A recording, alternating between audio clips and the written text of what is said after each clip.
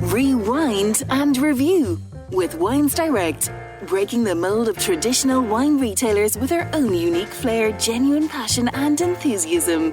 winesdirect.ie. Enjoy alcohol responsibly. And that signals the arrival of Lynne, our movie and series reviewer and teetotaler, ironically enough. Ironically, yes, but there's chocolate today. So, I mean, where there's chocolate, there's Lynne. Hello. And Gavin Keogh is here from Wines Direct as well. How are you, sir? Do you know, Will, I'm great. It's been a fantastic week.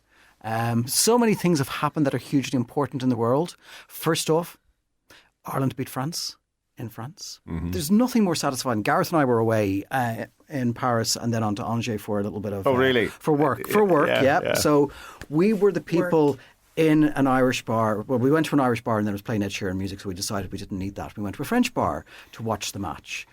And I tend to be quite vocal and articulate when something good happens.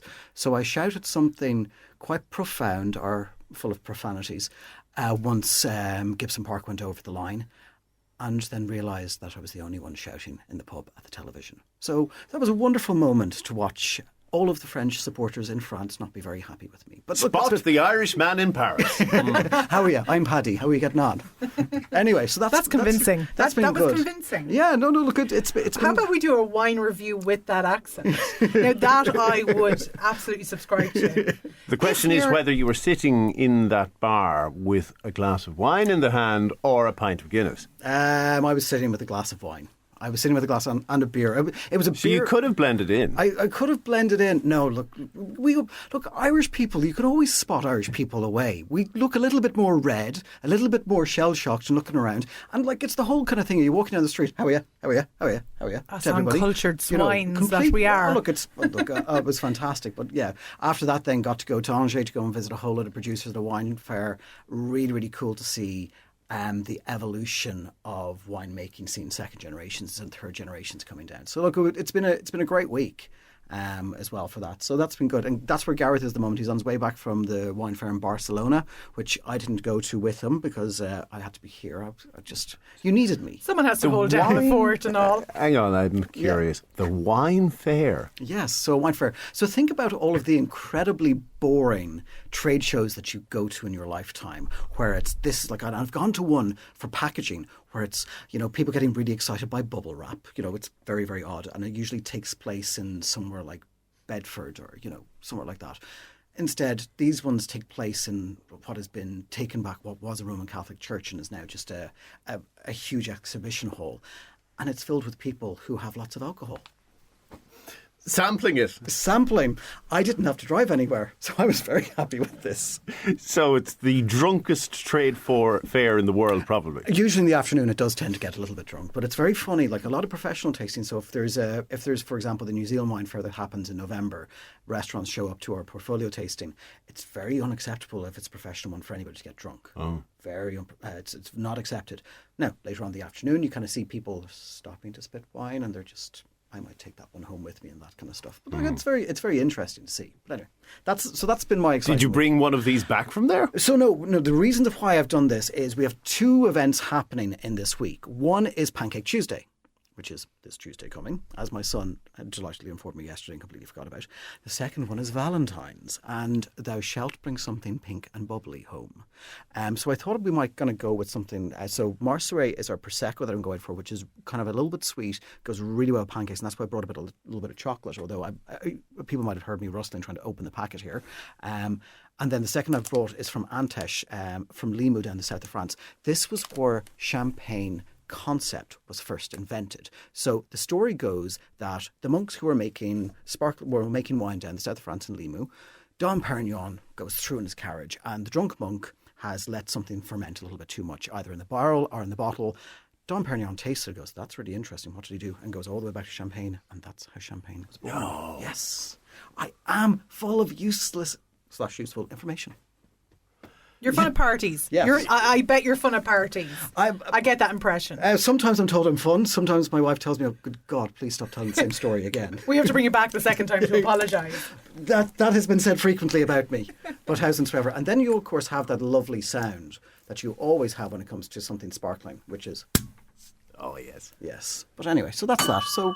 Cheers. Cheers. Cheers to everybody. Good morning. I hope everybody's had a great morning. So this is called once again? So this is Marstre. So this is the Spumante. So now, here we go as well. So this has the champagne cork in it. And the difference between this and the cork that has just the rope tie around it is excise duty. So your standard excise duty is €3.19 on a still bottle of wine. But because back when Ireland became a free state and all the rest of it, and, De Valera was making the constitution and these kind of things, an extra tax was put on something with the wire frame that's around. So that wire there around, so that is double duties. That comes up to €7 something, or 6 something. So there's double duty on that just because of the wire frame on it. And that was a tax against the English by the Irish back in the day. So that's what that was there for, which is a crazy thing. Can we get rid of that? But the reason why the cage is on it is because the bars of pressure. So your standard one with the little rope around it, that's up to about 2.5 bars of pressure. That will be up to about 5 bars of pressure. The thingy-majiggy itself is fine. It's the tax. The tax is ridiculous. But it's the same as VRT on cars, which is an illegal tax, on cars. But, the government gets so much out of it. There's so much taxation. So if you kind of think about this beautiful bottle of sparkling wine, before anything happens, before the juice goes into it, before the label goes onto it, before it gets transported over to Ireland, €6.50 in taxation plus 23% VAT on the top. Anyway, this is fantastic with pancakes. So for me in our house, I love Pancake Tuesday. We used to do this thing kind of years ago where myself and friends would all get together and make pancakes. Mm-hmm. And then we found out about maybe 10 years ago that my wife is celiac, so that makes it much more difficult. So I would always make homemade pancakes, so I actually make quite good gluten-free pancakes. I know it doesn't sound like that should be a thing, but it is. If you get really good tritonal flour, you can make great pancakes. So we make great pancakes. We make them with chocolate buttons, white and milk chocolate buttons. Okay. Melt them over. And this, with a glass of this, is absolutely stunning. Wow. And after doing... It's 20 quite million pale. for kids. Oh, yeah, it is. It's quite pale. Like it looks like water to me. Yeah. I picked that up accidentally. Trust me. But that's it. It's not. I'm in love. If the viewers could see your face, they'd be like, just sign me up. I'm taking a subscription to that stuff. It is delectably sweet. Absolutely. And it is that delectably sweet. So, and this is kind of what people kind of go, I like sweet wines, I like, dry wines, I like whatever. It's all about time and place. So for me, that is pancakes, and that is, it's now, in my mind, it's now 8 o'clock. They're gone to bed. I get to make pancakes for us. They're gone to bed at 8? The kids. Oh, yeah. No, 7 and 4. Maybe I've shouted at them because they haven't tidied the toy room and all the rest of it, and now they're gone up the stairs and one's crying and, the usual kind of stuff of being an absolutely stellar parent. But they're gone to bed. And now you can open up this. But I do see that look in your face is the fear of a father whose children don't go to bed until later hours. Granted, they are a little older, so 9 and 10. Yes. Yeah. But it's heading for 10 o'clock most nights by the time they're in bed. I think that's quite average. I've had this conversation with my friends. And we don't have to digress, do we? No, not at all. There's a topic and a tangent, and I think we take the tangent. Yeah, well, I was really interested because I know my husband is listening. So you're like, they're gone to bed, and I am making the pancakes. So I'm real interested. Yeah, now. no. I'm pancakes and barbecuing are my two abilities, so to speak, when it comes to cooking, and creating a mess in the kitchen. Yeah, creating quite a large mess. Yeah. But that goes without saying. But no, pancakes like that's I've always enjoyed that. It's a great activity, and it's a great thing that we kind of do with the kids kind of throughout the year as well. But Pancake Tuesday is that one time when it's just a mass amount of pancakes. Now, for anybody who does make pancakes and you're trying to keep them warm, the easiest way to keep them warm is pot of water that's boiling, put a plate on top of it, throw the pancake on top, and then a tea towel on top. That will keep them fluffy and moist still. Amazing tip, because in my previous life I was a baker. And so you have pancakes, many different hats. It's the ADHD. It's like, I bet I can do that. Oh, look, I can. Okay, now I've mastered it. Now I'm tired of it. Yeah. And so I move on. That's what I do. I reinvent myself constantly. But Yeah, I didn't know that. And that's a really good thing because my kids are like 5 pancakes each type people. Yeah. So by the time we have flipped 5 pancakes, half of them are cold and, we can't sit down and have a pancake feast together because they're all ready at different times. For the record, we've had 4 texts so far asking if you are happily married or would you be available.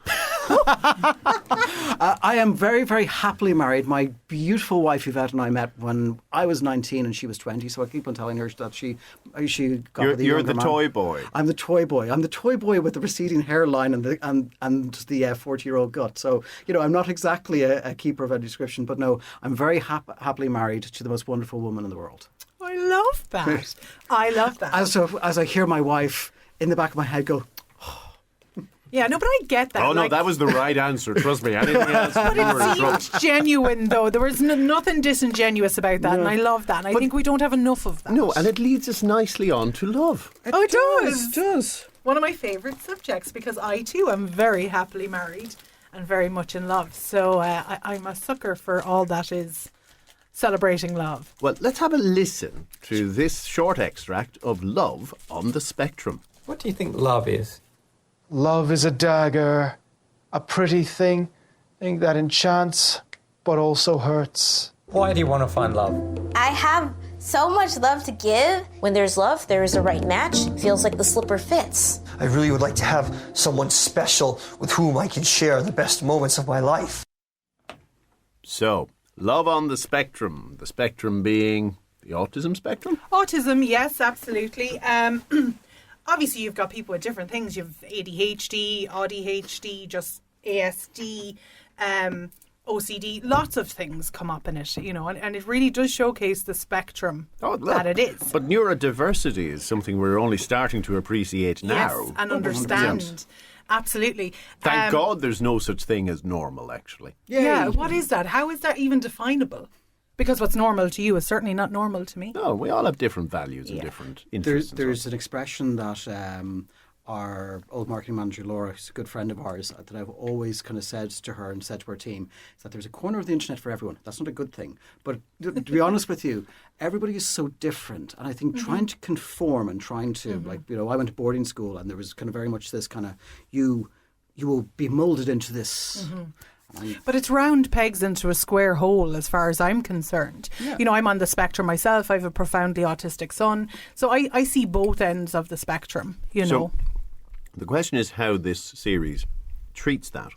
Does it try to sensationalise it, present it as here are some people at the extremes having extreme difficulty, or does it do it in a celebratory way, a respectful way? Oh, no, absolutely respectful, but I would say you kind of get to see organically a degree of all of that, because some people do have a lot more difficulty than others. But the resounding thing for me, the serious thing that emerged constantly was just how uncomplicated, paradoxically, love is to them. Because whilst their brains and functionality to a degree can be quite complex, how they interact with each other with such truth. There's no mind games. There's no, I'll text you next week, and they don't text. Rather they will call them and be like, hey, I liked our date, but I don't think I really like you that way, so I won't be seeing you again. And I think there's so much merit in that. Because there's no confusion. You know where you stand with somebody like that all of the time. But you can't have too much candour. I suppose again, how do you, when it comes to neurodivergence, how do you even, where's the line then? Have we been conditioned to believe that truth is now, if you're truthful, you're rude in some cases? And I struggle with that because I will say things and people think that I'm been maybe very flippant about something, but if it's factual, I'm not one for comfort in conversation. So, but there is also a reality that we have to accept. Invariably, you will offend somebody at some point. Absolutely. Even if your intentions are quite considerate. Absolutely. And that's just the thing about being human, you know, because we all have biases, we all have trigger points, we all have things that make us uncomfortable. And so we can't really go around trying to navigate, I wonder what will make Will uncomfortable, so I better not say that. But is it not the thing that we have been conditioned to be people pleasers? Oh, and I suppose, and absolutely. this is kind of talking from my own personal self of kind of many years of kind of trying to do the right thing by everybody. And again, as my long-suffering wife would say to me, you can't please everybody, but you have to have a justified belief in what you're doing and then, you know, commit to it. So that if you're going to do this, be happy in yourself that you're doing it and understand that there are ramifications, that some people won't be happy with what you're doing. Yeah. But as long as you're happy and it's the trail that you're going on, like, you know, that but if you, that goes towards kind of choosing a car or a shirt or like a job opportunity, not murder, but you know. But even back to the idea of spectrum, in some presentations of ADHD, people pleasing is quite common. Yeah, hugely so. Yeah, but then we're talking about maybe a degree of masking and stuff like that as well, because you have to remember when it comes to people on the spectrum, well, like we show up and some people can just dissect body language in seconds and they realise what you'll need in that moment, and so rather than being themselves, they're just going to be the version that you need in that moment, because they really do work on that frequency. So there's so many variables, and I think Love on the Spectrum really showcases that incredibly well, because you've got one girl, Danny, who is, you know, she's 23, 24, but like typically she's like, how soon can I ask him if he wants to have sex? Do you know what I mean? And that's a very human thing to say. So leaving aside it being a social exercise, does it make good television? Oh my God. Will, I laughed, I cried, there's so much I took away from it. I think my husband absolutely loved it as well. Anyone I've recommended it to absolutely loved it. Now there is this whole side of the internet that are maybe saying, listen, the music they used is quite condescending. You know, people are always going to find problems with stuff. I mean, would we have even seen something like this been made 10 years ago? So everything for me is progress in that regard. And anything that brings neurodivergence into any sort of social forum to be talked about is like A-OK in my book. Where is it streaming? Netflix. Excellent. And while on the subject of love, well, I'm loving this chocolate for one I thing. haven't tried So it. what I've actually brought you as chocolates, because we're trying something sweet, Anna Olivia, who's a chocolatier from the Midlands, we will sell her chocolate in our stores. We use them in our hampers as well. Absolutely stunning. So what you're actually eating is the Wallybots chocolates. So these are about €4.50, €5 in our stores. So both in Athlone and in Mullingar. You can There's buy popping candy inside. Yeah, there's popping candy. Oh, yeah. Oh, my God. Yeah, but it works really, really well. Oh, my God. And it's kind of any time that my kids come to the store, they're like, oh, we want Wallybots. I'm like, absolutely, okay, fine, we got Wallybots. I'm going to try and then to siphon 2 or 3 out for myself. What's also kind of quite good is for anybody who has celiac in the house, they're gluten-free as well. Excellent. So in terms then of love, so... Hold that thought for a minute. Oh, yeah. Hold that thought, because we have to take a quick pause. Oh, okay. But this will be the bottle that you want to come home with on Valentine's Day. Rewind and review with Wines Direct, celebrating the sheer joy that exceptional wine brings and its power to forge connections among people. winesdirect.ie. Enjoy alcohol responsibly. Yes, indeed, which we are. However, Valentine's night, So you're planning permission to enjoy a little bit more. Absolutely. Valentine's night is coming on board. And look, as any Irish male will say, or anybody in a relationship, it's important that you actually look up and look around and celebrate with your other half. And a lot of people say, oh, I'm not really into Valentine's Day, we're not into Valentine's Day. One of you is a little bit more into Valentine's Day than the other. And if you say that you're not into Valentine's Day, then the other one is, and you need to be a little bit more into Valentine's Day. You need to make the effort. I think kind of, look, with any relationship, it's about showing the other half that you care. It doesn't have to be jewellery or a car or a holiday, and sometimes it's just very simple. So this is something simple. So we talked about kind of where champagne concept came from by the drunken monk in the south of France. So this is from an area called Limoux, and this is Cremant de Limoux. So this is made the same way of champagne. So within France, you can have lots and lots of things that are called Cremant. Previously would have been called Method Champenoise, but the Champagne Association made the use of that phrase illegal. Cava is made in the same method, and it's technically known as the champagne method, but it's 2 fermentations in a bottle, and it tends to be a lot cheaper. So a really good Cava, a really good Cremant is way better than a bad champagne. So that's what you have here. So this is $28.50 in our Mullingar store and in our Athlone store. It's creme de limo and it's pink. And this one in particular is called the Emotion, and it is pink. Now, how it is made pink? People are going to go, oh, pink grapes. How does this work? In a lot of cases, when champagne is made or Prosecco is made or anything, it could be black grapes like, the dark grapes like Pinot Noir or something. They're pressed, but they have no skin contact. That's where colour comes from. When you have your first fermentation, the bottle is upside down, there's a cork on, or there's a cap on it. You disgorge that out to get the yeast out of it, and you drop a little bit of red wine in. So usually a little bit of Merlot or Pinot Noir. It's just in for colouring. So that gives it a little blush. So that's how you have. And look, for me, I always kind of think, pink bubbles is always celebration. Nobody ever drinks a glass of bubbles and goes, I'm very angry. Yeah. I'm very, very angry. Nobody ever does that. But I think it's so pretty in the glass. It is. But we drink and we eat with our eyes. Yeah, I agree. I would pick that up. Yeah. Looking at the two together, I would definitely pick that up. It just seems more bougie.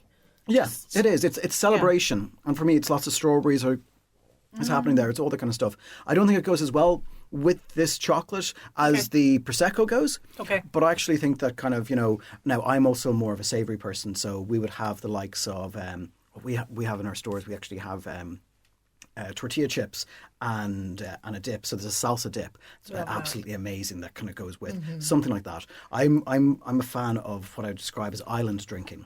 That's drinking at the island. Oh, just in the kitchen. In the kitchen. I'm like, I have you in Hawaii. Yeah. Oh no, here, you know what I mean? What's your island drink? It's the sitting around, and it's I suppose kind of this is a bottle like this is to be shared and it's to be enjoyed.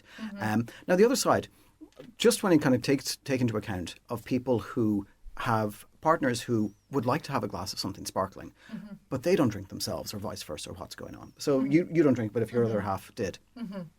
We sell half bottles of champagne in our stores as well. And this is the greatest tool that I've ever learned. Clever. Because it's about the same price as buying a bottle of Prosecco, but you don't have to drink the full bottle of Prosecco. You don't want to.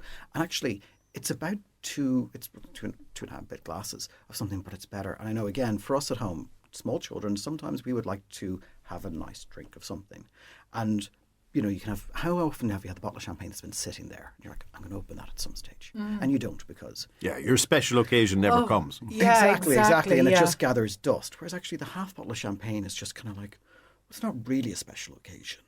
But I won't be wasting But anything. I'm not going to waste this. And it's actually not as expensive as the full bottle of... Actually, it's the same price as a bottle of Prosecco. And I'd open that on a Tuesday and a wet Tuesday in There February. you go. A couple of people are asking, what is the difference between the champagne, official label, and what we've got here, other than geography? Geography and money. So, yes, look, it really comes down to geography. Like, if you look in Ireland, for example, the Blah can only be made in Waterford. That is a regional, and that is protected. AOC Champagne is a protected region, which means that they have to follow certain rules. One, you are within the boundaries of. Number two, you use certain grape varietals. Number three, you ferment in the bottle, and then you have two fermentations. That is kind of, so you follow a particular set of rules.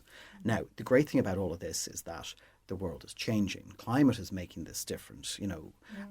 Bordeaux, lots of producers in Bordeaux, for example, are trying out using Chardonnay, which is illegal to grow under AOC rules, so the Appellation Contrôlée rules in Bordeaux. But they're kind of going, okay, we will classify our wine as Vin de France, but this is Chardonnay from Bordeaux, Vin de France, but it's really good because it grows really well here. So this is kind of starting to happen. But look, I always kind of think when I talk to people about this is, think about any city. So I always look at, Merrion Square in Dublin 2 and Gardner Square in Dublin 1. And people may not, I would have spent a bit of time living in Dublin. And Merrion Square, everything is really polished. Everything is so varied. In Gardner Square, well, it's north side of the city centre. It's not as polished, but you have the same beautiful architectural houses. The difference, postcode, north and south of the Liffey. That's all that it is. And the one in Merrion Square will go for a couple of million more than what will go for in Gardner Square. But that's kind of all that it is. It is postcode of where it's made. Now, the reason of why champagne is made where it's made is because back in the day when the exploration into winemaking was happening, a lot of the time there were monks that were doing this, the same in Burgundy, same around the world. They found particular parcels of land where actually this grape varietal goes really well in this soil at this aspect. And people kind of go, how did the monks ever find out how this worked? The reason, there was nobody telling them to go home. They didn't have to go anywhere. They could spend their time fully dedicated towards finding this kind of stuff out. And that's kind of what they did. And thank God they did, because we have kind of great wines as well to go with it. And the Pope recently said wine was a gift from God, didn't he? He did indeed. And I thought that was kind of like, yeah, I'll take that. That was a great marketing slogan. Absolutely. I'm just going to get it, that and kind of the win from France going to get tattooed on my arm as well, when we're finished here today. I'll give you one more. So for it. with this bottle, Yes. if you want your south side taste for north side prices, Exactly. what's it called? So this is Cremant de Limoux from Antesh is the name of the property, and it's the emotion that we've gone for, which is the pink. So that is for Valentine's Day. But for Pancake Tuesday, it is the Marceret Spumante. So the Spumante means that it is the sparkling with the wire cap on top of it as well. Lynn, I apologise because there are many digressions. We didn't get to is talk about okay. anything else. That's Tangents. okay. Tangents. I enjoyed every second. But If that Love is on any the Spectrum, consolation. certainly worth a watch and plenty to wash it down with. Lynne Berry and Gavin Keogh, thank you very much for your time. Thanks, Will. Now, that's where we leave it today. Sinead Hubble did it all, the hard work. We'll do it all over again tomorrow morning from 9. Bye-bye. Rewind and review with Wines Direct. Redefining the wine retail experience with our witty charm and lively personalities. winesdirect.ie. Enjoy alcohol responsibly.